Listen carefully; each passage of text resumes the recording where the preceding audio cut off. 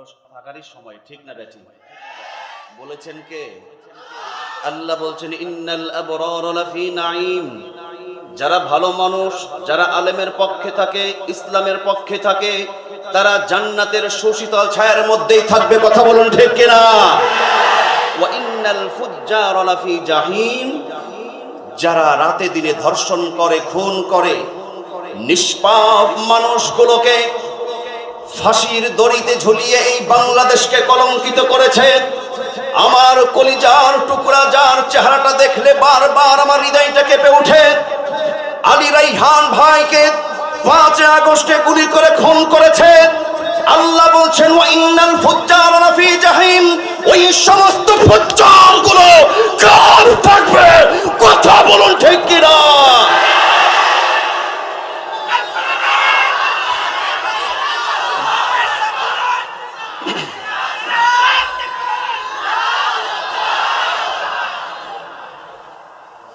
أعوذ بالله من الشيطان الرجيم.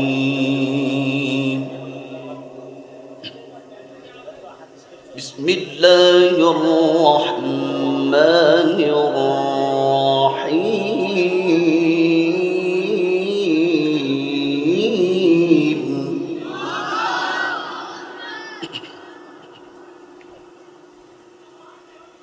قل اللهم مالك الملك تؤتي الملك من تشاء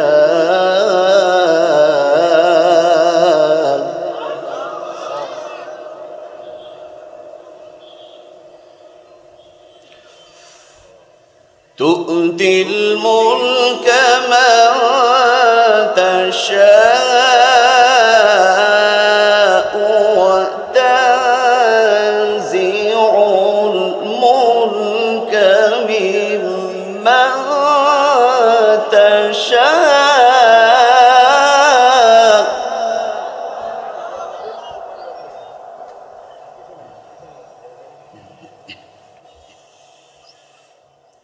وتعز من تشاء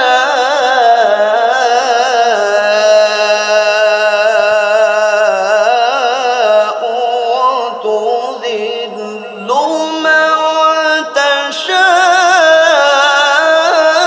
تشاء بيدك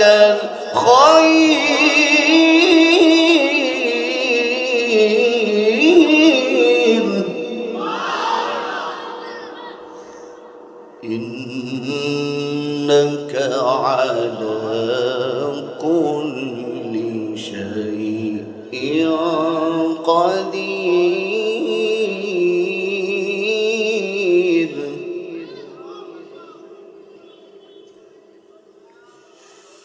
تولج الليل في النهار وتولج النهار في الليل وتخرج الحي من الميت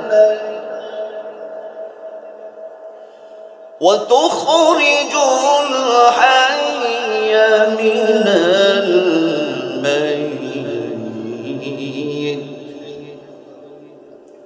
وتخرج الحي من الميت وتخرج الميت من الحي وترزق من تشاء بغير حساب. صدق الله العظيم.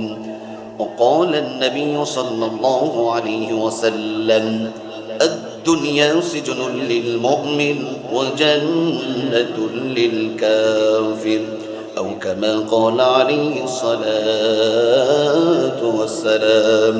وقال تعالى في شان حبيبه آمرا ومخبرا ইন্নাল্লাহা ওয়া মালাইকাতাহু ইউসাল্লুনা আলান নবী ইয়া আইয়ুহাল্লাযীনা আমানু সাল্লু আলাইহি ওয়া সাল্লিমু তাসলিমা اللهم صل على محمد وعلى آل محمد كما صليت على إبراهيم وعلى آل إبراهيم إنك حميد مجيد اللهم بارك على محمد وعلى آل محمد كما باركت على إبراهيم وعلى آل إبراهيم إنك حميد مجيد সম্মানিত সুধী মণ্ডলী, আমি বর্তমান প্রেক্ষাপটের আলোকে অত্যন্ত গুরুত্বপূর্ণ একটি বিষয়ে আলোচনা রাখার দুঃসাহস করব যদি আপনারা আমাকে সহযোগিতা করেন। রাজি আছেন ইনশাআল্লাহ? আমার আজকে আলোচনার টপিকস আমি আজকের জন্য নির্ধারণ করেছি স্বৈরাচার শাসক পতনের মৌলিক কারণ এবং বৈশিষ্ট্য চারটি। কয়টি? আওয়াজ দিয়ে বলতে হবে কয়টি? স্বৈরাচার শাসকের অধঃপতনের মৌলিক কারণ কয়টি? কাদের অধঃপতনের? সবাই বলেন কাদের অধঃপতনের? স্বৈরাচার তো আমাদের বাংলাদেশে নাই, থাকলে দিল্লিতে আছে বা ইংল্যান্ডে আছে। আমাদের আলোচনা আজকে শুনবো কোরআন এবং হাদিসের আলোকে, কোথায় আছে আমরা সেটা জানবো ইনশাআল্লাহ। এখন স্বৈরাচারটা কি? স্বৈরাচার হলো স্বৈরাচার শাসক, এর সংজ্ঞাটা কি? খুব গভীর মনোযোগ দিয়ে শুনবেন। স্বৈরাচার শাসক এটি একটি সরকারি ব্যবস্থা, জনগণ, সংগঠন, সংবিধান, নিয়ম, রীতি নীতিকে অপেক্ষা করে মন গড়া জুলুম, শোষণ, শাসন করে মানুষদেরকে জিম্মি করে যেই রাষ্ট্র পরিচালনা করা হয় সেটাকে বলা হয় স্বৈরাচার শাসক। আর একবার বলতে হবে, কথা বলুন ঠিক না বেঠিক? আল্লাহ রাব্বুল আলামিন কোরআনুল কারীমে কি বলেন শুনুন। পৃথিবীর বুকে ক্ষমতা পাবে কারা, ক্ষমতা হারাবে কারা, পৃথিবীর বুকে সম্মানিত হবে কারা, লাঞ্ছিত অপমানিত হবে কারা? বুঝে থাকলে একটু বলুন তো, এর সব কিছুর কল্যাণ কার হাতে? কোরআনুল কারীমটা খুলে দেখবেন 3 নম্বর সূরা সূরাতুল আলি ইমরানের 26 নম্বর আয়াত আল্লাহ বলেন, কুলিল্লাহুম্মা মালিকাল মুলকি তুতিল মুলকা মান তাশাউ ওয়া তানজিউল মুলকা মিম্মান তাশাউ ওয়া তুইজ্জু মান তাশাউ ওয়া তুযিল্লু মান تشاء بيدك الخير إنك على كل شيء قدير।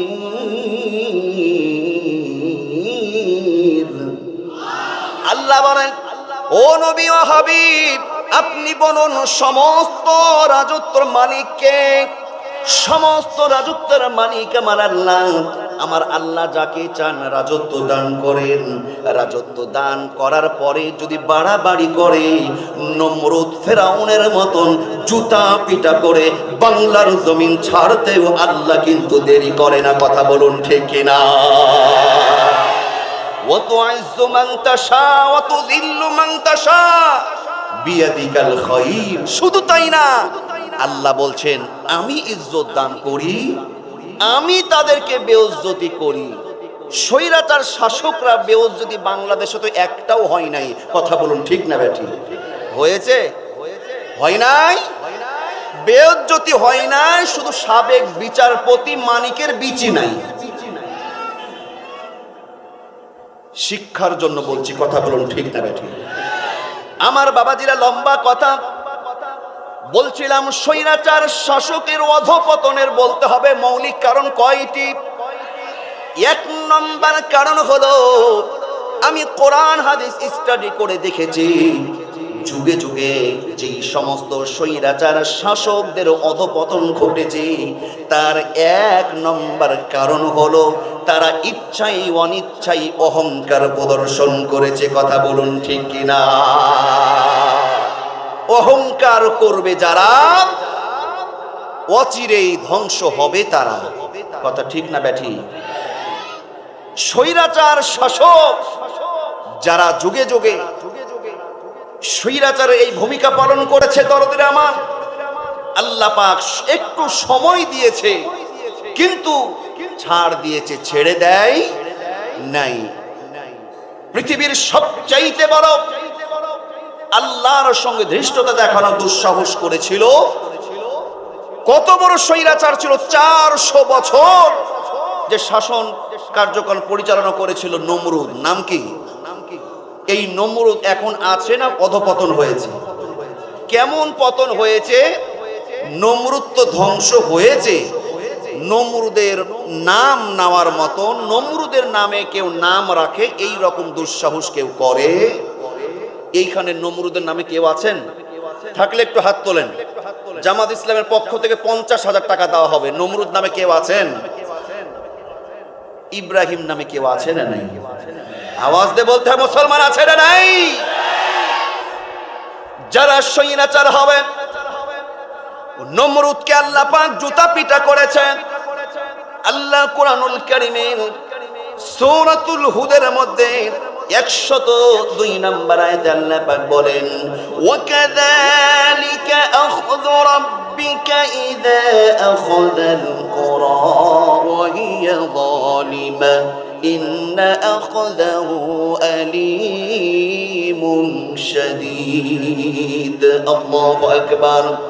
তিনি সেই আল্লাহ, জনপদে দেশের মধ্যে মানুষদের উপরে যারা যেই সমস্ত শাসকগুলো স্বৈরাচার ভূমিকায় শোষণ করে, শাসন করে, জুলুম করে, আমার আল্লাহর পক্ষ থেকে অচিরেই তাদের জন্য আযাব পাকড়াও নেমে আসে। বলি সুবহানাল্লাহ। দরদিরা আমার শুনুন, অহংকার, অহংকার।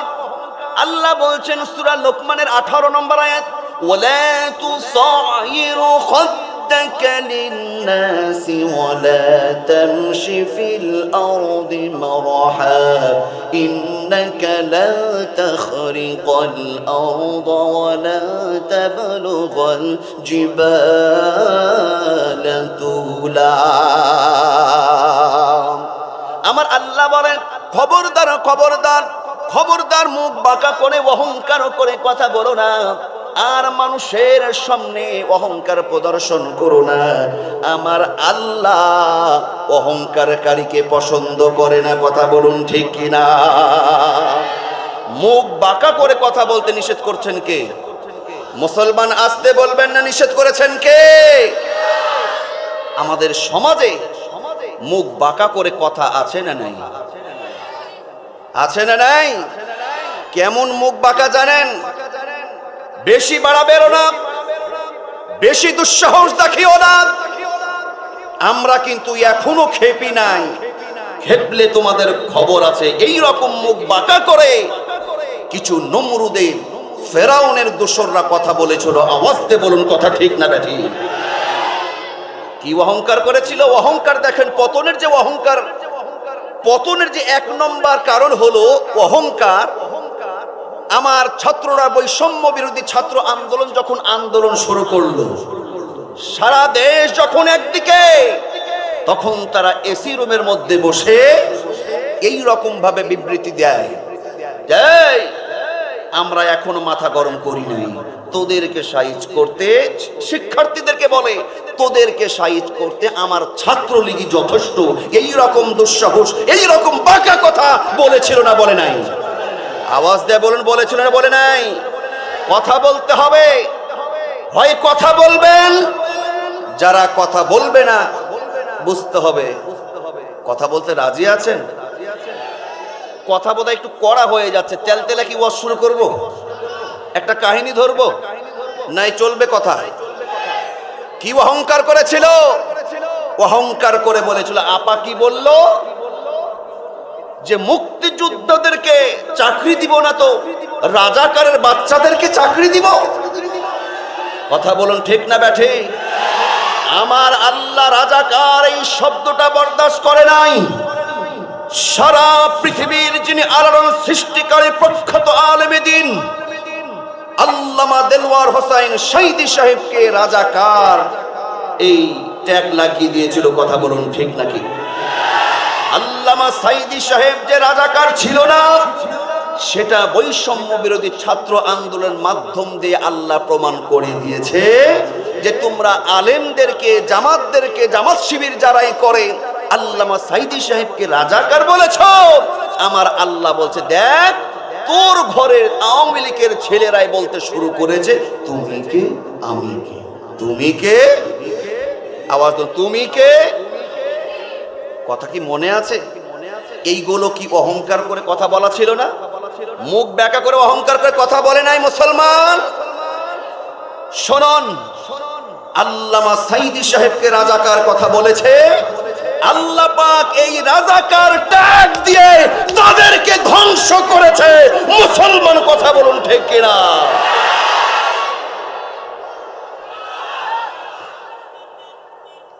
অহংকার করা চলবে না।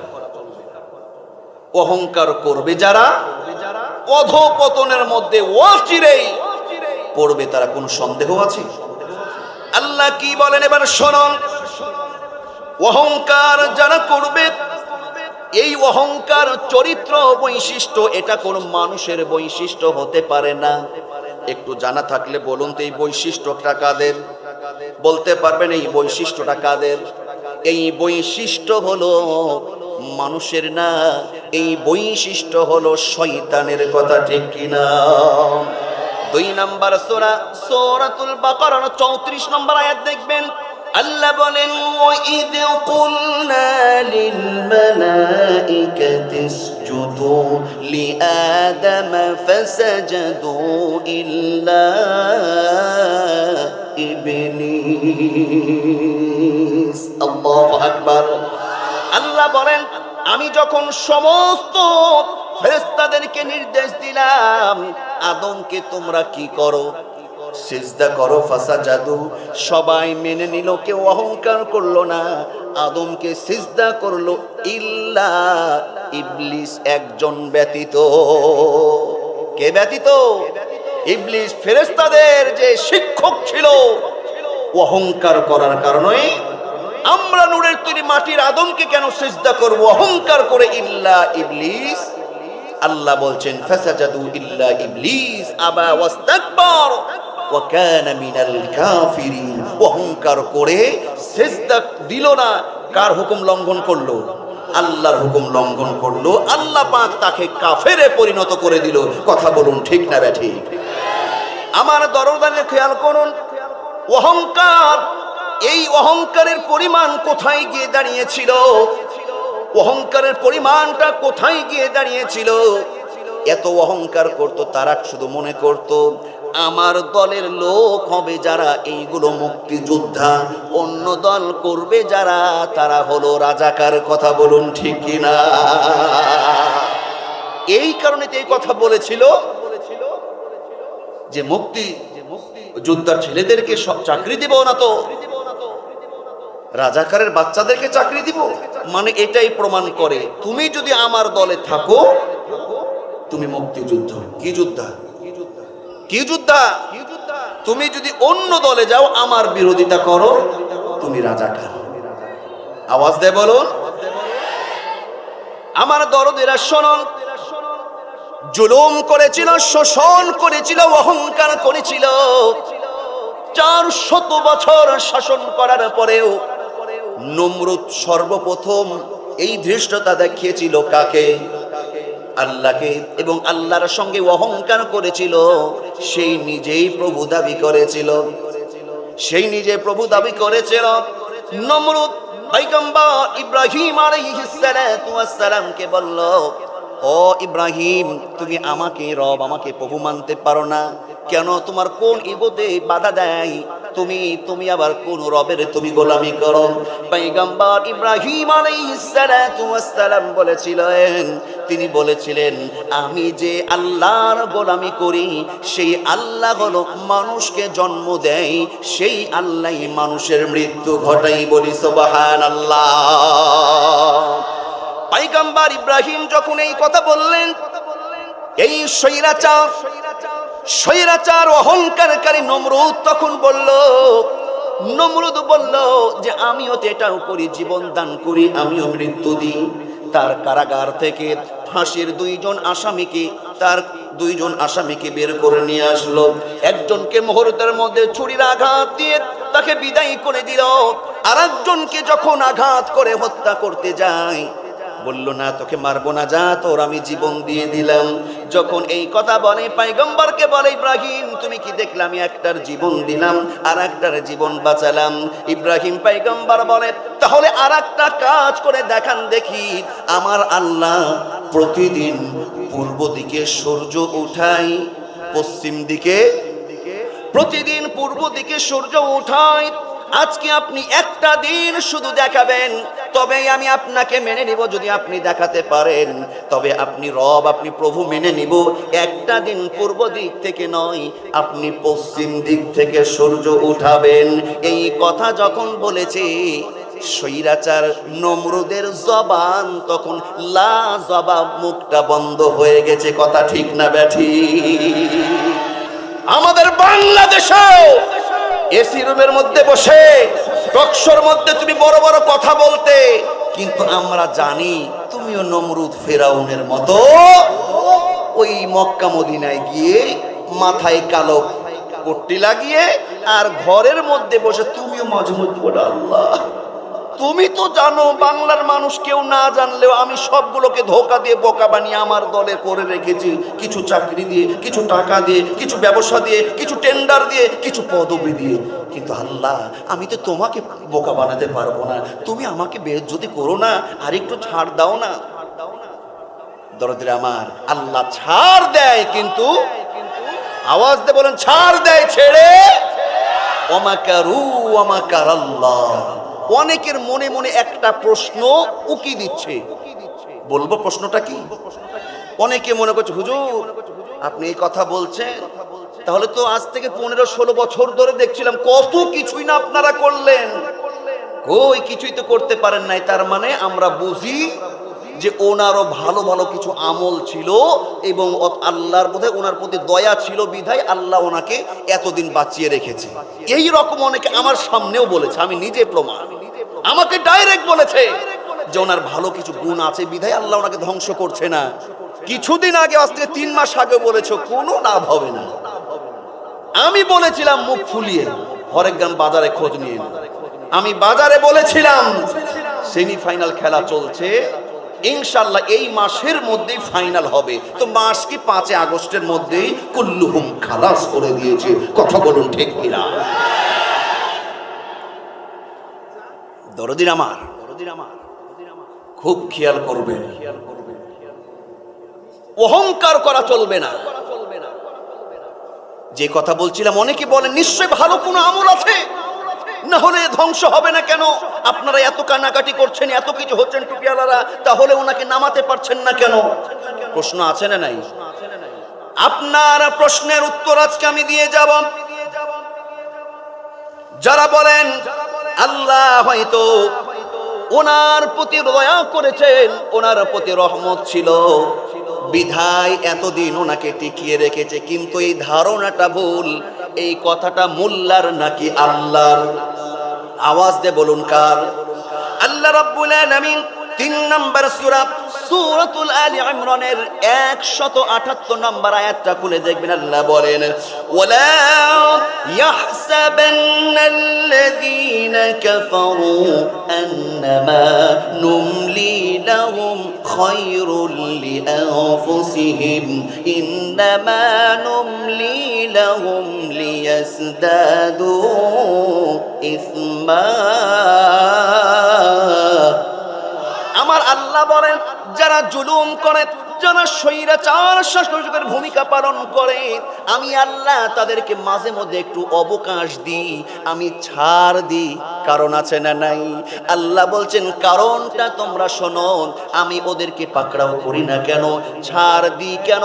আরো বেশি জুলুম করুক, আরো বেশি অন্যায় করুক, আরো ভালো ভালো নিষ্পাপ মানুষগুলোকে ফাঁসির দড়িতে ঝুলিয়ে খুন করুক। এটার কারণ হলো তারা পাপ করতে করতে পাপের জায়গাটা পূর্ণ করে আমি আল্লাহ তাকে জাহান্নাম নামক এই দোজখের শাস্তির মধ্যে পাকড়াও করতে চাই। কথা বলুন ঠিক কিনা? এই জন্য কেউ যেন অবিচার, কেউ এই কথা আল্লাহর কাছে কেউ যেন অভিযোগ না করতে পারে আল্লাহ আমি এমন কি করেছি যাদেরকে জাহান্নামে দিবে। আল্লাহ পাক যাদের উপরে বেজার, তাদেরকে এই অন্যায়, জুলুম, শোষণ, অত্যাচার করে পাপটা পরিপূর্ণ করার জন্য একটু সময় দেয়। এই হিকমতটা আরেকবার বলতে হবে কার? আরেকবার বলুন কার? নমরুদ যখন লাজবাব হয়ে গেল, ইব্রাহিম আলাইহিস সালাতু ওয়াস সালাম যখন কথার মার পেছে নমরুদকে যখন পাকড়াও করলো, এই স্বৈরাচার অহংকারকারী নমরুদ বলে ইব্রাহিমের আর ছাড় নাই, ইব্রাহিমের হাত পা বেঁধে ওকে আগুনে ফেলো। বলি নাউজুবিল্লাহ। আচ্ছা বলুন তো, পয়গম্বর ইব্রাহিম আলাইহিস সালাতু ওয়াস সালাম উনি যে আগুনে গেছিলেন কার জন্য? আগুনে গেছিলেন কার জন্য?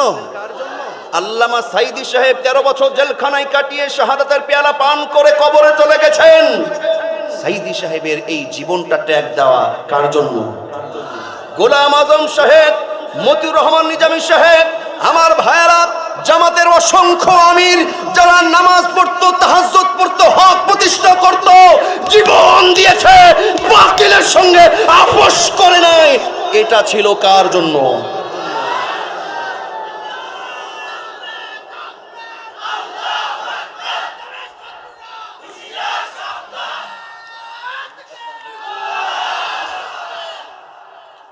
আমার ভাইরা, যখন ইব্রাহিমকে আগুনে ফেললো, কে ফেললো? অন্য নাম বলে দেন না বাজে, কেউ শেখ হাসিনা বললেন কে কে ফেলেছে? আমরা ওনাদের কথা বলছি না, কার কথা বলছি? নমরুদ। এখন চরিত্র আদর্শ যদি মিলে যায় তাহলে উত্তরসূরি তাদেরও হয়ে যায়। কথা বলুন ঠিক কিনা? যদি এটা না হতো, অনেকে বুঝবে না যে হুজুর ওটা ওইখানে ঘটনা ঘটেছে, ওটা ওইখানের ব্যাপার, আপনি এইখানে কেন টেনে নিয়ে আসছেন। এটাই যদি হতো, 1450 বছরের এই পুরানো কোরআনটা এখনো বাংলার জমিনে থাকতো না। কথা বলুন ঠিক কিনা? কিয়ামত পর্যন্ত এই কোরআনই থাকবে। একটা আয়াত তো দূরের কথা, একটা জবরজের এই দিক সেই দিক করার কারো কোনো ক্ষমতা। পয়গম্বর ইব্রাহিমকে আগুনে ফেলে দেওয়া হলো। ইব্রাহিম আলাইহিস সালাতু ওয়াস সালাম আল্লাহর জন্য আগুনে গেছেন। আল্লাহ রাব্বুল আলামিন ইব্রাহিমের উপরে খুশি হয়ে গেছে। আগুনকে বলে, ও আগুন, কুলনা ইয়া নারু কুনি বারদাও ওয়া সালামান আলা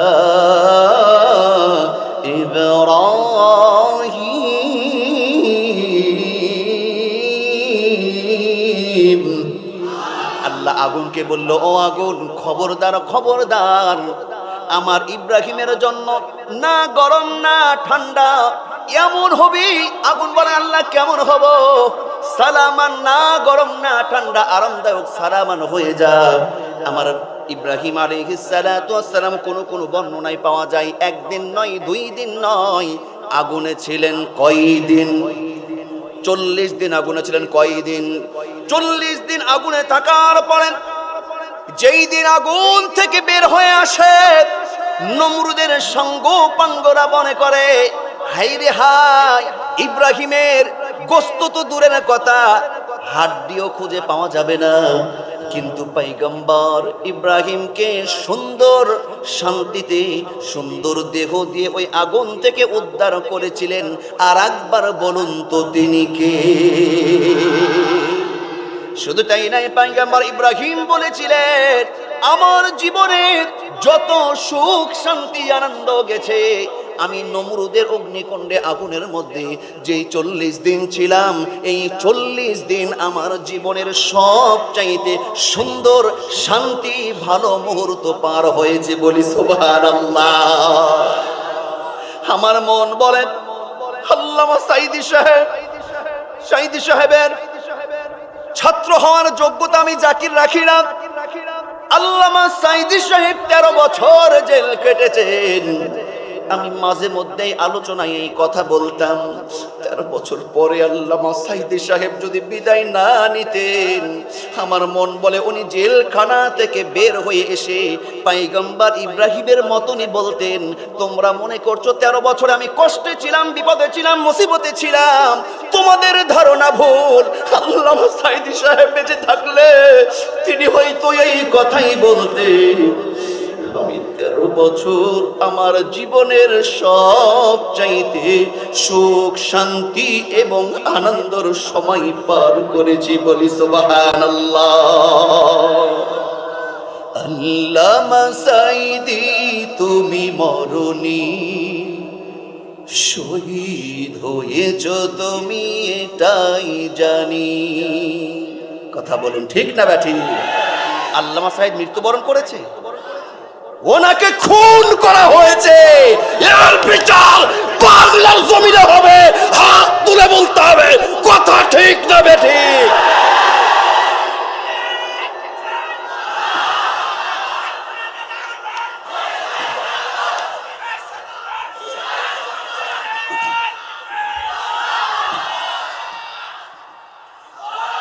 আল্লামা সাঈদী তুমি মরনি, শহীদ হয়েছ তুমি এটাই জানি।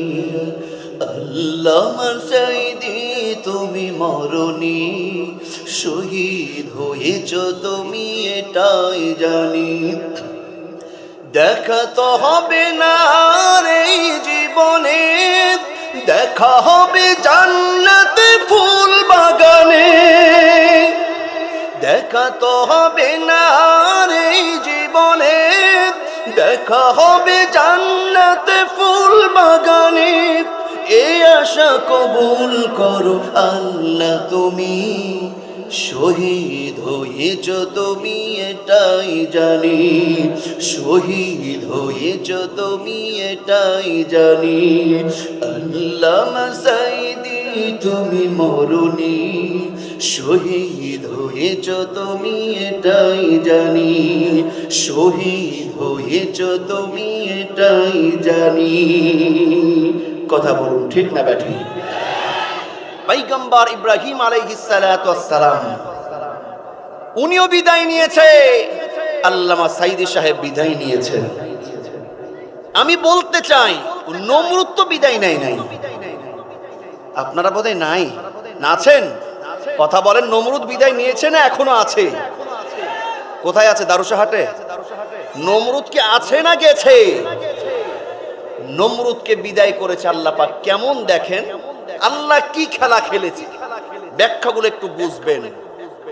নমরুদ ছিল স্বৈরাচার শাসক, নমরুদ ছিল অহংকারী। এই নমরুদ বিদায় নিয়েছে, নমরুদকে বিদায় নিয়েছে। ওকে কি বিষাক্ত বড় কোনো সাপ কামড়ে হত্যা করেছে? রয়্যাল বেঙ্গল টাইগার কি কামড়িয়েছে? তাহলে কি সাধারণ একটা ন্যাংরা মশা। কথা বলুন ঠিক না বেঠি? যেই ন্যাংরা মশা আপনার 3 বছর 4 বছরের ছেলে আপনার ন্যাংরা মশাকে প্রতিদিন 4-5 টাকা তুলে আছাড় মারে আর মারে। কথা ঠিক কিনা?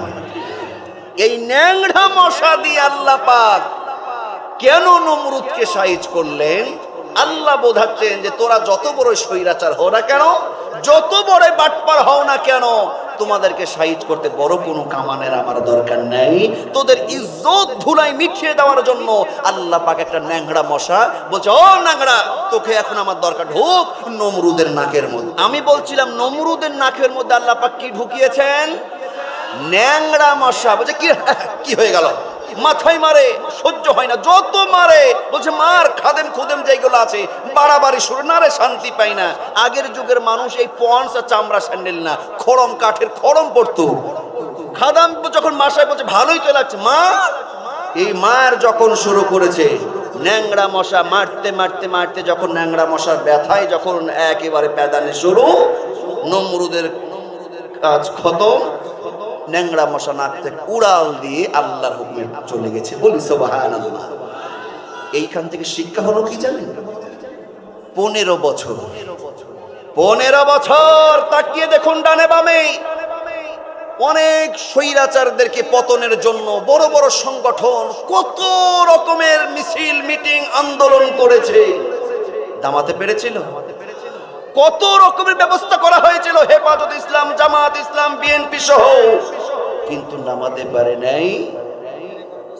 এই স্বৈরাচারকে পতন করতে দেখেন সামান্য বৈষম্য বিরোধী ছাত্র আন্দোলনরা এমন বাসান বসে যে এই ছোট ছেলেদের হাতে কুল্লুহুম খাতম। কথা বলুন ঠিক কিনা? আমার দরদিরা, আমি স্বৈরাচার পতনের কয়টি কারণ বলছিলাম? কয়টা হয়েছে বলেন? কি কারণটা? কি অহংকার। 2 নম্বর হলো জুলুম। জুলুম তো ওই স্বৈরাচাররা আগেররা করেছিল, ফেরাউনরা করেছিল, এখন তার কেউ করে? কেউ করে? আল্লাহ বলেন শোনেন, স্বৈরাচার অধপতনের 2 নম্বর কারণ হলো জুলুম করবে যারা। দরদিরা আমার শুনুন, আল্লাহ পাক কি কথা বলছেন একটু গভীরভাবে যদি চিন্তা করেন। আপনি ইবনে কাসির মারিফুল কোরআনের তাফসীর দেখবেন, আয়াতটা বলে দিচ্ছি, এইখানে ব্যাখ্যা বলার সময় নাই। 42 নম্বর সূরা, সূরাতুর শুরার 42 নম্বর আয়াতের তাফসীরটা খুলে দেখবেন। আল্লাহ বলেন ইন্নামাস সাবিলু আলাল্লাযীনা ইযলিমুনান নাস ওয়া ইয়াবগুনা ফিল আরদি বিগাইরিল হক উলাইকা লাহুম আযাবুন আলীম। যারা জনগণের মানুষের উপরে জুলুম করে, কি করে? আওয়াজ দিয়ে বলুন, কি করে? যারা জুলুম করে, খেয়াল করবেন, যারা জুলুম করবে নিরীহ মানুষদের, নামাজি মানুষদের, আলেম ওলামাদের উপরে যারা জুলুম করবে, কাল কিয়ামতের দিন এই আয়াতের তাফসিরে দেখলাম সূরাতুশ শুরার 42 নম্বর আয়াত, 42 নম্বর সূরার আল্লাহ রাব্বুল আলামিন তিনি বলেন যারা দুনিয়াতে জুলুম করবে ক্ষমতা পাওয়ার পরে, ওই জুলুম যারা শোষণ করেছে, আল্লাহ পাক তাদের পক্ষ নিয়ে জুলুমকারীদের বিপক্ষে আল্লাহ পাক নিজেই মামলা দায়ের করবেন। কথা বলুন ঠিক কিনা? আল্লাহ যদি মামলা করে তাহলে বাঁচার উপায় আছে? দরদিরা আমার, জুলুম করা যাবে না।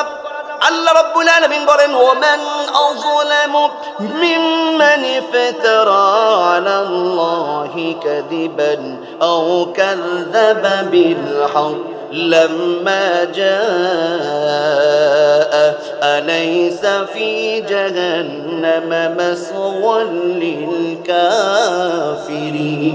কাফিরিন। আল্লাহ বলেন সবচাইতে বড় জালিম হলো, জুলুমকারী হলো তারা যখন তাদের সামনে আল্লাহর পক্ষ থেকে প্রমাণ চলে আসে, প্রমাণ আসার পরেও জুলুমকারীরা, এই জালেমরা মেনে নিতে পারে না, তারপরেও জুলুম করে। আমার আল্লাহ তাদের জন্য শাস্তি জাহান্নাম ঠিক করেছেন। এটা তার জন্যই কতই না মন্দের স্থান, কিন্তু তারা বুঝে না। কথা বলুন ঠিক কিনা? যারা জুলুম করবে তাদের স্থান কোথায়? তাদের স্থান জাহান্নামে। এখন জুলুম যারা করেছে আমার ভাইরা, বনি ইসরাইলের লোকদের উপরে, পয়গম্বর মুসা কালিমুল্লাহ আলাইহিস সালাতু ওয়াস সালামের লোকদের উপরে, ইমানদার লোকদের উপরে ফেরাউন যে জুলুম করেছিল, অত্যাচার করেছিল, ফেরাউনকেও সময় দিয়েছিল কিন্তু ছাড় দেই নাই। মুহূর্তের মধ্যে তাদেরকেও ধ্বংস করে ফেলা হয়েছে। কথা ঠিক না ব্যাটি? ও দরদিরাম, এখন একটা কথা শুনুন, অনেকে বলে হুজুর এটা কি মানবতা হলো? এটা কি মানবতা? আমার সামনে অনেকেই বলেছে 5 আগস্টের পর থেকে যা হচ্ছে, জ্বালাও পোড়াও ভাঙচুর হয়েছে না হয় নাই?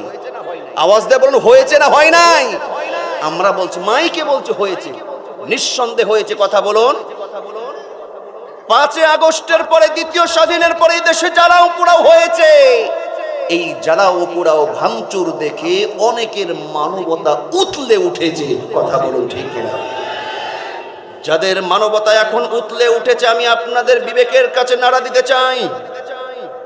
2009 সালে পিলখানায় যখন আমার সোনার ছেলেদের সেনাবাহিনীর 54 জন অফিসার সহ 74 জনকে যখন পরিকল্পিতভাবে হত্যা করা হয়েছিল, তখন আপনার মানবতা কোথায় ছিল?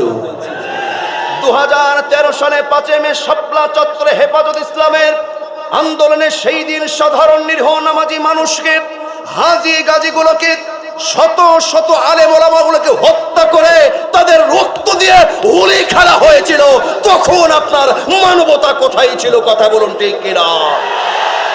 আল্লামা সাঈদী সাহেব, যেই আল্লামা শুধু বাংলাদেশের না, সারা পৃথিবীর শত শত বেধর্মীদেরকে কালেমার দাওয়াত দিয়ে মুসলমান বানিয়েছে, সেই আল্লামা সাঈদী সাহেব সহ, আল্লামা মামুনুল হক সাহেব সহ, মুফতি আমির হামজা সহ আমার ভাইরা অসংখ্য হাফেজ আলেমদেরকে জিম্মি করে বছরের পর বছর পরিবার থেকে আলাদা করে জেলখানার মধ্যে নিরপরাধ আলেমদের উপরে জুলুম করা হয়েছিল। আপনার মানবতা তখন কোথায় ছিল? কথা বলুন ঠিক কিনা? আমি আপনার বিবেকের কাছে নাড়া দিতে চাই। আপনি মানবতার ডিলারশিপ নিয়েছেন, কিন্তু যখন এই 5 আগস্টে আমার বৈষম্য বিরোধী শিক্ষার্থী ভাই বোনরা যখন বুকের তাজা রক্ত ঢেলে দিয়ে ইসলাম প্রতিষ্ঠার জন্য, স্বৈরাচার সরকার পতনের জন্য যখন মাঠে ময়দানে নেমেছে, তখন পুলিশ ভাইয়েরা তাদের গুলিগুলো দিয়ে আমাদের ছেলে মেয়েগুলোকে পাখির মতন হত্যা করেছে, তখন আপনার মানবতা কোথায় ছিল? কথা বলুন ঠিক কিনা? আমি বলতে চাই, আপনার মানবতা কোথায় ছিল? একদিন নয়, 2 দিন নয়, 1 মাস নয়, 2 মাস নয়, 1 বছর নয়, 2 বছর নয়, 15-16টি বছর। জামাত ইসলাম ওনারা কি মানুষ না? আমার ভাইরা, আমার মাঝে মধ্যেই মনে পড়ে এই বাংলাদেশ ছাত্র শিবিরের যিনি সাবেক সেক্রেটারি ছিলেন, আমার শ্রদ্ধেয় বড় ভাই দিলার হোসেন সাঈদী সাহেবকে, এই সাঈদী ভাইকে 1 দিন নয়, 2 দিন নয়, 54 জন একটানা রিমান্ডে নেওয়া হয়েছে। কেমন নির্যাতন করা হয়েছে! এই স্বৈরাচার গুলো প্লাস দিয়ে হাত পায়ের কুনিগুলো তুলে তুলে ফেলা হয়েছে। শুধু তাই নয়, আমার শফিকুল ইসলাম মাসুদ ভাইকে যখন নির্যাতন করা হয়েছে, একটানা 54 দিন 57 দিন রিমান্ডে নেওয়া হয়েছে, স্ত্রীকে গ্রেফতার করা হয়েছে, সন্তানগুলোকে দূরে ফেলিয়ে দেওয়া হয়েছে। শুধু তাই নয়, আলী রাইহানের মতন এইরকম শত শত মুগ্ধ, ইয়ামিন, আবু সাইদ সহ এইগুলোকে যখন হত্যা করা হলো, পরিবারগুলো থেকে সন্তানগুলোকে বিদায় করা হলো, তখন আপনার মানবতা কোথায় ছিল? আর একবার 2 হাত তুলে বলুন কথা ঠিক কিনা? আমার ভাইয়েরা, এই জন্য আমি একটা সুন্দর গজল বানিয়েছি, আপনারা শুনবেন? গজলটা যদিও পুরানো কমন গজল, আমি একটু নতুন আঙ্গিকে একটু কথাগুলো সাজিয়েছি। দরদের আমার, তার আগে শুনুন গজলটা বলবো।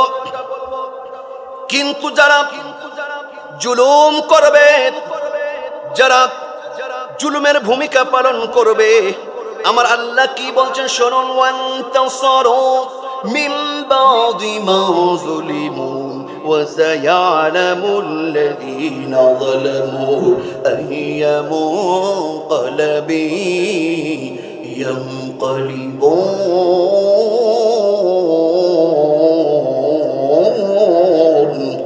আল্লাহ বলছেন, যারা জুলুম করবে, ভালো মানুষদের উপরে যারা অত্যাচার করবে, তাদের পরিণাম, তাদের অবস্থান কি হবে? আল্লাহ কোরআনে বলছে, অচিরে সেটা তারা দেখতে পাবে। বলি সুবহানাল্লাহ। জুলুমকারীরা এখন দেখতে পেয়েছে না পাই নাই? বলুন, পেয়েছে না পাই নাই? আল্লাহ বলছেন জুলুমকারীরা অচিরেই দেখতে পাবে।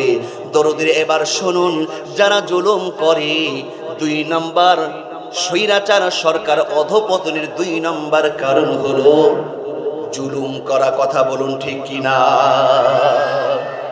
চোখেরই পলকে তোমার ক্ষমতা হলো শেষ, চিরতরে বন্ধ হলো জুলুমের আদেশ। কথা বলুন ঠিক না ঠিক?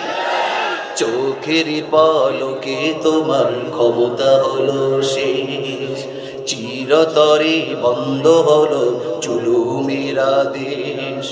হবে বিচার স্বৈরাচারের, হবে বিচার স্বৈরাচারের বাংলার মাটিতে। স্বৈরাচার নাই রে দেশে উধাও হইছে, স্বৈরাচার নাই রে দেশে পালিয়ে গেছে। স্বৈরাচার নাই রে দেশে দিল্লিতে গেছে, স্বৈরাচার নাই রে দেশে লন্ডনে গেছে। তোমার ভয়ে থাকতো মানুষ ছিল বাহাদুরি, ভাবনি তোমার গলায় ঝুলবে ফাঁসির দড়ি। তোমার ভয়ে থাকতো মানুষ ছিল বাহাদুরি, ভাবনি তোমার গলায় ঝুলবে ফাঁসির দড়ি। জনগণ খেপলে পারে, জনগণ খেপলে পারে, জনগণ খেপলে পারে, জনগণ খেপলে পারে, পারবে না থাকিতে। স্বৈরাচার নাই রে দেশে উধাও হয়েছে, স্বৈরাচার নাই রে দেশে পালিয়ে গেছে।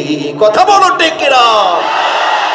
আল্লামা সাইদি সাহেব নাকি রাজাকার, দেশের মানুষ সাক্ষ্য দেয় যে এটা মিথ্যাচার। আল্লামা সাইদি সাহেব নাকি রাজাকার, দেশের মানুষ সাক্ষী দেয় যে এটা মিথ্যাচার। রাজাকার ট্যাগ দিয়ে, রাজাকার ট্যাগ দিয়ে, রাজাকার ট্যাগ দিয়ে, রাজাকার ট্যাগ দিয়ে খতম হয়েছে। স্বৈরাচার নাই রে দেশে উধাও হয়েছে, স্বৈরাচার নাই রে দেশে পালিয়ে গেছে। কথা বলো ঠিক কিনা? বাড়ি গাড়ি মিল ফ্যাক্টরি টাকার পাহাড়, জুলুম করে করেছে তারা কত অত্যাচার। বাড়ি গাড়ি মিল ফ্যাক্টরি টাকার পাহাড়, জুলুম করে করেছে তারা কত অত্যাচার। বাড়ি গাড়ি মিল ফ্যাক্টরি টাকার পাহাড়, জুলুম করে করেছে তারা কত অত্যাচার। যখন যেমন গেছে, যখন যেমন গেছে, যখন যেমন গেছে, যখন যেমন গেছে সেটাই করেছে। স্বৈরাচার নাই রে দেশে উধাও হয়েছে, স্বৈরাচার নাই রে দেশে পালিয়ে গেছে, স্বৈরাচার নাই রে দেশে উধাও হয়েছে। ওবায়দুল কাদের নাই রে দেশে পালিয়ে গেছে, শামীম ওসমান নাই রে দেশে পালিয়ে গেছে। চোখের পলকে তোমার ক্ষমতা হলো শেষ, চিরতরে বন্ধ হলো জুলুমের আদেশ। ঠিক না? চোখের পলকে তোমার ক্ষমতা হলো শেষ, চিরতরে বন্ধ হলো জুলুমের আদেশ। হবে বিচার স্বৈরাচারের, হবে বিচার স্বৈরাচারের, হবে বিচার স্বৈরাচারের বাংলার মাটিতে। স্বৈরাচার নাই রে দেশে উধাও হয়েছে, স্বৈরাচার নাই রে দেশে পালিয়ে গেছে, স্বৈরাচার নাই রে দেশে লাল কাঠ খেয়েছে। লিল্লাহে তাকবীর। আমার ভাইরা, স্বৈরাচার সরকারের অধপতনের কয়টি কারণ শুনলাম। মুখস্থ করে বাড়ি যাবেন। এক নম্বর হলো অহংকার করা। কি করা? দুই নম্বর হলো কি করা? আমাদের বাংলাদেশে তো আলহামদুলিল্লাহ জুলুম টুলুম এসব জিনিস নাই। আমি অন্য দিককার কথা বলছি, চর মাজারদের কথা বলছি। জুলুম করা। তিন নম্বর হলো স্বৈরাচার হবে যারা, অধঃপতন আসবে। 3 নম্বর কারণ হলো লোভ, অতি লোভ। কি? লোভ। অতি লোভ, লোভী যারা, আল্লাহ পাক তাদেরকে ধ্বংস করবে। লোভ করবে যারা, তারা অচিরেই ধ্বংস হবে। এই লোভটা কয়েক ধরনের হতে পারে। এই লোভটা ক্ষমতার লোভ, এই লোভটা হতে পারে টাকা পয়সা ধন দৌলতের লোভ। কথা বলুন ঠিক কিনা? এই লোভটা আছে না নাই? কম বেশি সবারই আছে। কিন্তু স্বৈরাচার কোন শাসক যদি এই লোভটাকে, ক্ষমতার লোভটাকে লালন করে, দেখবেন যারা স্বৈরাচার না এরা ভোট করে দিনের বেলায়। আর স্বৈরাচার সরকার, সরকার গঠনের লোভ, ক্ষমতার লোভ, এরা দিনের বেলায় ভোট করে না। ভোট করে কখন? ভোট করে কখন? রাতে ভোট করে। কথা বলো। ভোট এটা জনগণের একটা অধিকার। জনগণের কি? এটা একটা অধিকার। জনগণ তার মত পেশ করবে। কোন পার্লামেন্ট তারা চায় এটা জনগণ পেশ করবে। জনগণ মতামত পেশ করা এটা একটা জনগণের, রাষ্ট্রের উপর একটা মৌলিক অধিকার। কথা বলুন ঠিক কিনা? কিন্তু স্বৈরাচার হয় যারা, এই ভোটাধিকার, মৌলিক অধিকার তারা কেড়ে নেয়। আল্লাহ কি বলেন শুনুন, কোরআনুল কারীম আল্লাহ এই যে আমানত, এই অধিকার সম্পর্কে আল্লাহ বলেন, ইন্নাল্লাহা ইয়া'মুরুকুম আন তু'আদ্দুল আমানাতি ইলা আহলিহা ওয়া ইযা হাকামতুম বাইনান নাস আন তাহকুমু বিল আদল ইন্নাল্লাহা নি'মা ইয়া'iদুকুম বিহি ইন্নাল্লাহা কানা সামিআন বাসীরা। আল্লাহু আকবার। আল্লাহ রাব্বুল আলামিন বলেন, যার যে আমানত, যার যেটা অধিকার আমানত, তার কাছে সেই মানুষের অধিকারটা তাকে তুমি পৌঁছিয়ে দাও। স্বৈরাচার যারা হবে মানুষের অধিকারটা পৌঁছে দিবে না। ওয়াইদা হাকামতুম বাইনান নাস, আর মানুষের মাঝে যখন বিচার ও ফায়সালা করবে, আন তাহকুমু বিল আদল, তখন আদল করবে। কিন্তু দরদের আমার, যারা স্বৈরাচার হবে এরা দেখবেন এরা দিনের বেলায় ভোট করে না, এরা করে ভোট রাতের বেলায়। কথা ঠিক কিনা? লোভ হলো লোভ, ক্ষমতার লোভ। কিন্তু এই ক্ষমতা যেমন নমরুদ ফেরাউন টিকিয়ে রাখতে পারে নাই, কত দাপট ছিল, কত সাপট ছিল। কিন্তু আজকে বিচারপতি কালামানিক কলার পাতায় ঘুমায়। কথা ঠিক কিনা? হাইরে ক্ষমতা, হাইরে দাপট। কিছুদিন আগেও চ্যানেল আয়ে দীপ্তি নামক একজন সাংবাদিকাকে বলছে, এই তুমি রাজাকার। ওর মুখের বোল হয়ে গেছে, যাকে যাকে। আমার তো মন বলে রাতে ঘুমানোর সময় বউকে বলো, এই রাজাকার, ওদিক ঘুম। এদের মুখে কি যে একটা বল, রাজাকার রাজাকার। আল্লাহ বলছে, থাম, রাজাকারই তোদের ঘাড়ে চাপাবো। আশ্চর্য হবেন, নিজের দলের ছেলে পিলেরা বলেছিল, তুমি কে আমি কে, তুমি কে। এই খেলা খেলেছেন একজন, তিনি হলেন লোভ। লোভ কত দাপট ছিল। পালিয়ে যাওয়া, বাপরে বাপ, মুখে দাড়ি রেখে পালিয়েছে। এই কালামানিক বিচারপতি চিন্তা করেছেন, এই বদমাইশ আল্লামা সাইদি সাহেব সহ, এনায়েতুল্লাহ আব্বাসী সহ অনেক আলেম ওলামার বিরুদ্ধে কথা বলেছে। কথা বলুন ঠিক কিনা? আল্লাহ পাক কেমন বেইজ্জতি করেছে, ক্ষমতা হারিয়েছে। শুধু কলার পাটি না, পাবলিক ওর বিচি উড়িয়ে দিয়েছে। ও বলে বিচি খুঁজে পাচ্ছে না। এটা কেন বললাম জানেন? কত বড় বেইজ্জতির ব্যাপার, ঠিক কিনা? আপনি যদি শুনে অমুক দেশের বিচারপতি অমুক দেশের উড়িয়ে গেছে, তাহলে তো বুঝতে পারবেন যে একটা মান সম্মানের ব্যাপার না। আমার দেশের ওনারা সম্মানী ব্যক্তি, ওনাদের কেন বিচ উড়বে রে বাপ? বরং দুইটা যাতে চারটা হয়ে যায়। কিন্তু উড়ে গেছে। এই উড়ে লোকে, এটা জাহান্নামের বেইজ্জতির আংশিক নমুনা। কথা বলুন ঠিক না ব্যাঠি? আমার ভাইরা বলছিলাম, আল্লাহ পাক ঘরে ধরে ধরে ধরে না ধরলে পারে। এটা হলো ক্ষমতার লোভ। লোভ থাকলে পতন হবে। ওদের শুধু ক্ষমতার লোভ ছিল, কিন্তু টাকা পয়সার কোনো লোভ ছিল না। ছিল না? কার কথা, কোনো কারো কথাই বলবো না। এই হারুনে কি যে বলবো, গায়েল যে মুখ বাড়িয়েছে, কিছু বলতে হচ্ছে, মুখ খারাপ হয়ে যাবে তো। কি বলবো, সত্যি বলছি, গায়েল বাড়িয়ে যাবে। একটু আঞ্চলিক ভাষায় কথা বলছি, রাগ করছেন? মজা দেওয়ার জন্য রাগ করছেন না তো, অন্য কিছু না। এই হারুনে ওর কথা বাদ দেন, ওর বউ যা করেছে আমার রাজশাহীকে বোধহয় কিনে নিবে। তাহলে ওদের লোভ ছিল না? ছিল কি ছিল না? আল্লাহ কি বলেন স্মরণ, সূরা তাকাসুরের মধ্যে আল্লাহ বলেন আলহাকুমুত তাকাসুরু হাত্তা যুরতুমুল মাকাবির কাল্লা সাওফা তা'লামুনা সুম্মা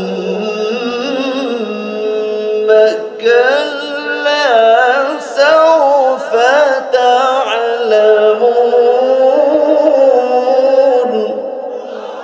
আল্লাহ বলছেন তোমাদেরকে এই প্রাচুর্যের, এই টাকা ধন দৌলতের প্রতিযোগিতায় তোমাদেরকে পাগল করে রেখেছে। এত টাকা, বাপরে তোরা তো খেলি 2-3 ট্রাম হলো রে, এবার এটা আমাদেরকে দে না। ও না আরো থাকবে কত, 41 বলছে, 41 থাকবে, মাটির নিচে যে থাকবে। কথা বলুন ঠিক কিনা? আল্লাহ বলছে ও চিরাই জানবে, এবং তারা এই লোভ তাদের ততদিন কমবে না মাটির বুকে যতদিন না যাবে। কথাটা কা আমার ভাইয়েরা, লম্বা করব না। স্মরণ, স্বৈরাচার সরকারের অধঃপতনের মৌলিক 4টি কারণের 3 নাম্বার কারণ হলো ক্ষমতার লোভ, ধন দৌলতের লোভ। ওদের ছিল কি ছিল না? সর্বশেষ 4 নম্বরটা শুনুন, স্বৈরাচার সরকার যারা হবে তাদের মধ্যে এই ব্যাধিটা দেখতে পাবেন। এই ব্যাধিটা হলো তাকওয়াহীন শাসক হবে যারা, স্বৈরাচার শাসক হিসাবে গণ্য হবে তারা। আর স্বৈরাচার শাসক হিসাবে গণ্য হবে যারা, অচিরেই ধ্বংস হবে তারা। কথাটা কার? 4 নম্বর কারণ, খুব মনোযোগ দিয়ে শুনুন, অল্প কথা, 2-1 মিনিটে শেষ করব।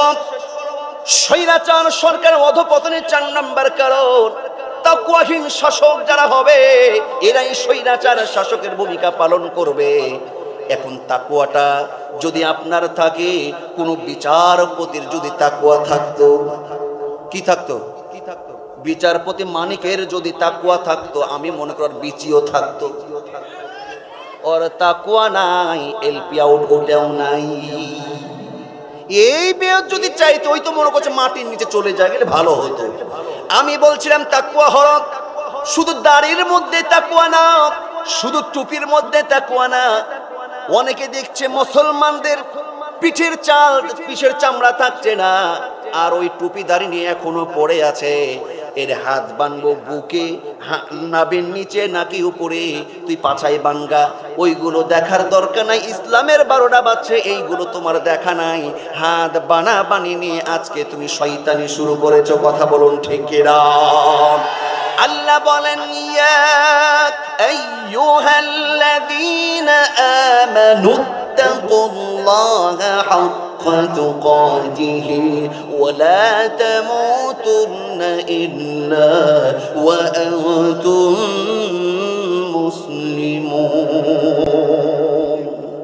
আল্লাহ বলেন হে ঈমানদারগণ, ইত্তাকুল্লাহ, তাকওয়া অর্জন করো, হাক্কা তুকাতিহি, যেমন তেমন তাকওয়া না। কেমন তাকওয়া? যেমন তেমন তাকওয়া না। ও দরদির আমার, পার্লামেন্টের প্রত্যেকটা সিটে যদি তাকওয়াবান ব্যক্তি থাকতো, জনগণের একটা ত্রাণ, একটা করোনার ত্রাণের একটা তেলের বোতল খাটের নিচে ঢুকতো না। কথা বলুন ঠিক কিনা? কিন্তু আজকে তাকওয়া আমরা শুধু মনে করেছি দাড়িতে।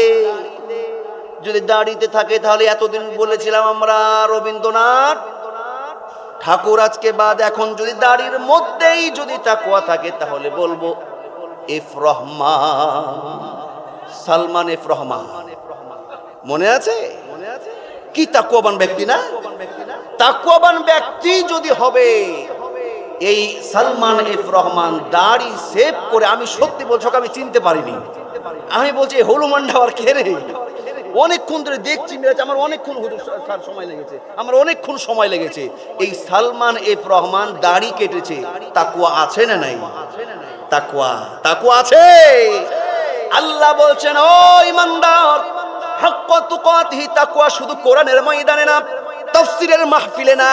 তাফসীরের মাহফিলে যেমন যে তাকওয়া নিয়ে তুমি এসেছো, তোমার সমাজে যদি কেউ চুরি করে, বাটপারি করে, খুন করে, রাহাজানি করে, অন্যায় করে, সেই তাকওয়া দিয়েই তোমাকে বাধা দিতে হবে। আর একবার বলুন ঠিক কিনা? কিন্তু মন খারাপ করবেন না, অনেকে আছে শুধু সুবহানাল্লাহ, আলহামদুলিল্লাহ, লা ইলাহা ইল্লাল্লাহ, আল্লাহ আল্লাহ জিকির করে, মসজিদ ছাড়ে না, তাসবিহ টিপাও ছাড়ে না।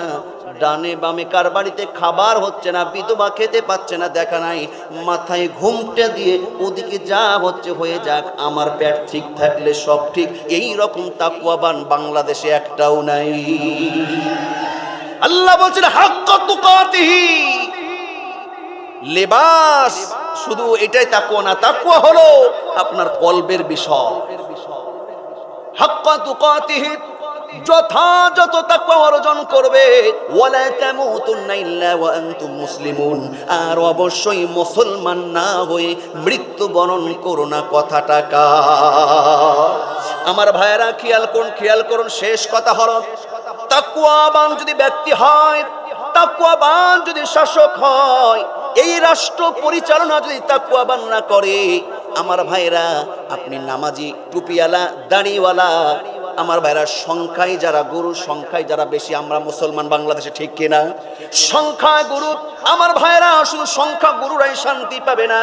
তাকওয়াবান ব্যক্তির হাতে যদি পার্লামেন্ট, রাষ্ট্রের ক্ষমতা যদি উঠে যায়, দল মত ধর্ম বর্ণ নির্বিশেষে সকলে সুন্দর একটা সুশীতল এই সুন্দর ছায়াতলে, জান্নাতের ছায়াতলে বাংলার জমিনে বসবাস করবে। কথা ঠিক কিনা?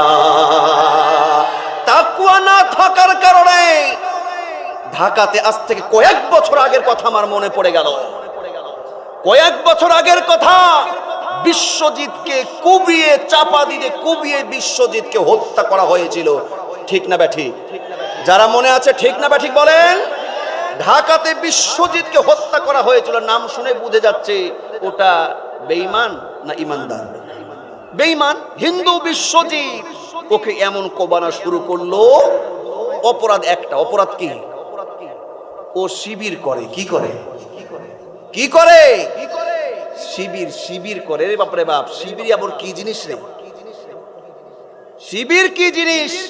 এখন তো দেখবেন ওরাই শিবিরের ছেলে পেলেদের সঙ্গে বিটি দেওয়ার জন্য কিছুদিন আসে, এখন দেখবেন যে পাগল হয়ে যাবে। এটাই হলো আল্লাহর হিকমত, বলি আল্লাহু আকবার। শিবির করে এই সন্দেহে। এই কথা আমি কেন বলছি, আমার লজিক আছে, খেয়াল করুন। বিশ্বজিৎ একজন হিন্দুকে হত্যা করেছে, পিটিয়ে হত্যা করে এই বিশ্বজিৎকে বিদায় করেছে। কেন? বলছে এই তুই শিবির করিস। কি করিস? শিবির করিস। বলছেন আমি শিবির করি না, আমি শিবির করি না। এক পর্যায়ে কি বলেছে, দুঃখ আর আফসোসের সাথে বলতে হয়, না আমি শিবির করি না। তো বিশ্বাস করো না আমি হিন্দু। বিশ্বাস না করলে আমি কি প্যান্টটা খুলে দেখাবো? এই কথা বলেছি। কতটা দুঃখ আর আফসোস থাকলে এই কথা বলতে পারে? আমার ভাইরা, এই জন্য পার্লামেন্ট সাজাতে হবে তাকওয়াবান, নামাজি, আলেম ওলামা মানুষ দিয়ে। চিৎকার করে বলুন কথা ঠিক কিনা? তার কারণ হলো আল উলামা ওয়ারাসাতুল আম্বিয়া, নবীর ওয়ারিস হলো আলেম ওলামারা। ইন্নামা ইয়াখশাল্লাহ মিন ইবাদিহিল উলামা। আল্লাহ বলছেন মানুষের মধ্যে আলেমরা আল্লাহকে সবচাইতে বেশি কি করে? আল্লাহ সার্টিফিকেট দিচ্ছেন, ভয় করে। দরদির আমার নবীর আদর্শ সাহাবীরা অর্জন করেছিল, কোরআনের আদর্শ সাহাবীরা অর্জন করেছিল। ছোট্ট একটা ঘটনা মনে পড়ে গেল, শুনুন। হযরত আমিরুল মুমিনিন খলিফাতুল মুসলিমিন হযরত ওমর, ইসলামের দ্বিতীয় খলিফা। কত খলিফা? দুই নম্বর খলিফা হযরত ওমর ফারুক রাদিয়াল্লাহু তাআলা ক্ষমতা আমলে একজন বেধর্মী বিচার নিয়ে আসলো। ও মুসলমানের নেতা, আপনি তো বলেন আপনার এই শাসনকৃত এই সময়ে একজন বেধর্মীয় সেই সুবিচার থেকে বঞ্চিত হবে না। এই বেধর্মী বিচার নিয়ে আসলো ওমরকে বলে, ও ওমর তুমি তো বড় গলায় বলো কেউ অবিচার পাবে না। এই যে দেখো একটা ভাঙা মূর্তি, আমার দেবতার ঘরে কে বা কারা ঢোকে, এই ভাঙা মূর্তি আমি নিয়ে এসেছি, কে বা কারা হাত কেটেছে, পা কেটেছে, আমার দেবতার এই মূর্তির নাক কেটেছে। ওমর তুমি যদি সঠিক ইনসাফ আদল বিচার করে থাকো, আমার বিচারটা আমাকে বুঝিয়ে দাও। হযরত ওমর ছিল অনেক বড় দিলের মানুষ, অনেক রাগান্বিত মানুষ। হযরত ওমর ফারুক বলছে, ও গোয়েন্দা বাহিনী, মোবাইলস বাহিনী, তোমরা কে কোথায় আছো? সবাইকে ডাকলো, বলল এই বেধর্মী আমার শাসনকৃত এই আমলে একজন বেধর্মীয় অবিচার পাবে, আমি ওমর বেঁচে থাকতে সেটা আমি মেনে নিব না। বলি সুবহানাল্লাহ। বলছে তল্লাশি করো, তদন্ত করো কে অন্যায়টা করেছে। 2 দিন 4 দিন 5 দিন পার হয়ে যায়, আসামি ধরা পড়ে না। মোবাইলস বাহিনী, গোয়েন্দা বাহিনী হাজির, আমিরুল মুমিনিন আমরা ব্যর্থ, অপারগতা স্বীকার করে নিলাম, আমরা পারলাম না।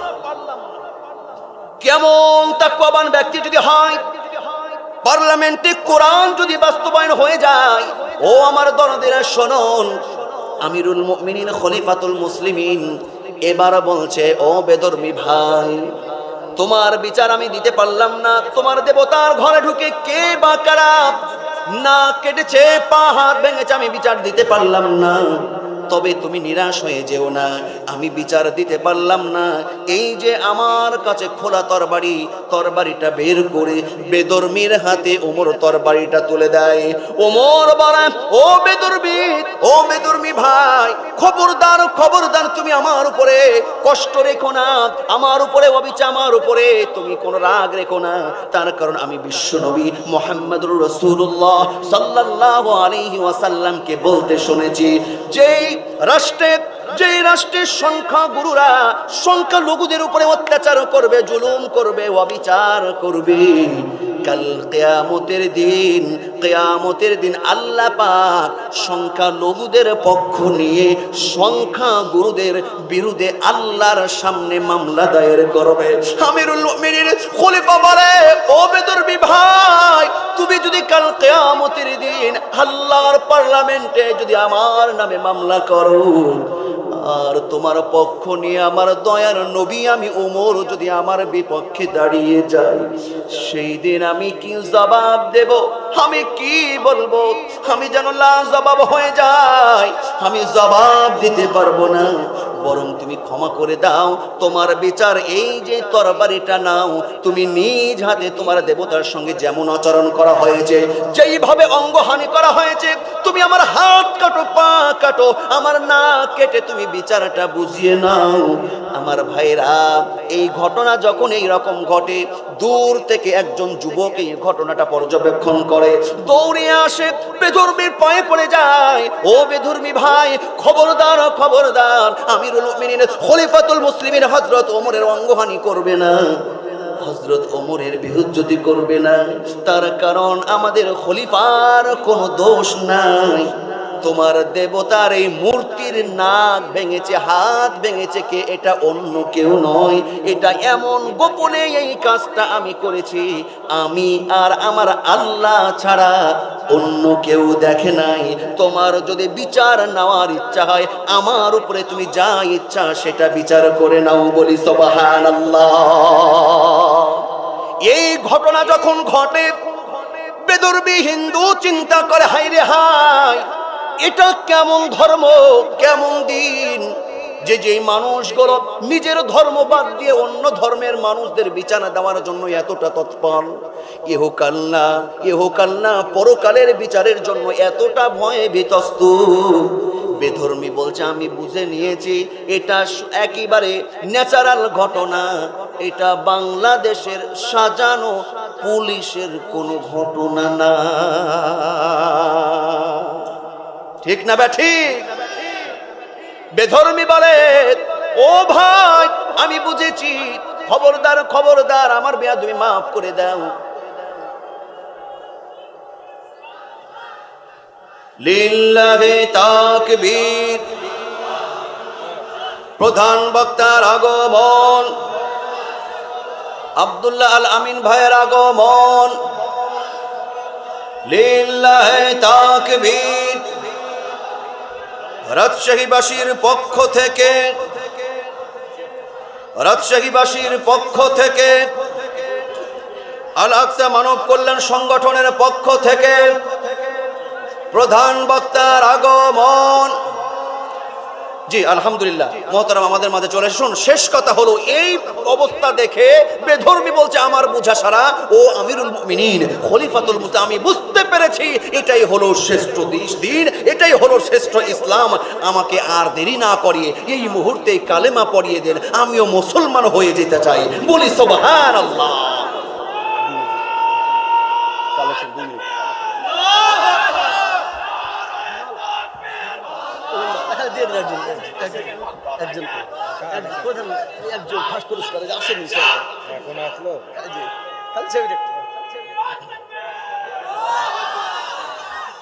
আমার ভাইরা, দরদির আমার, আমি শেষ কথা বলতে চাই। আমাদের আজকের কাঙ্ক্ষিত মেহমান, আমরা সকালেও মনে করেছিলাম যে কি এলোমেলো হয় কিনা, আল্লাহ পাক কবুল করেছেন, আমাদের হযরতকে আমাদের মাঝে পৌঁছে দিয়েছেন। আমরা জবান খুলে পড়ছি আলহামদুলিল্লাহ, আর একবার পড়ি আলহামদুলিল্লাহ। আমার আলোচনার শেষ কথা হলো, মুসলমানের সেন্টিমেন্ট আল কোরআনের, সবাই বলেন মুসলমানের সেন্টিমেন্ট আল কোরআনের পার্লামেন্ট, মুসলমানের সেন্টিমেন্ট আল কোরআনের পার্লামেন্ট। আল্লাহ পাক কবুল করুন, বলি আমিন।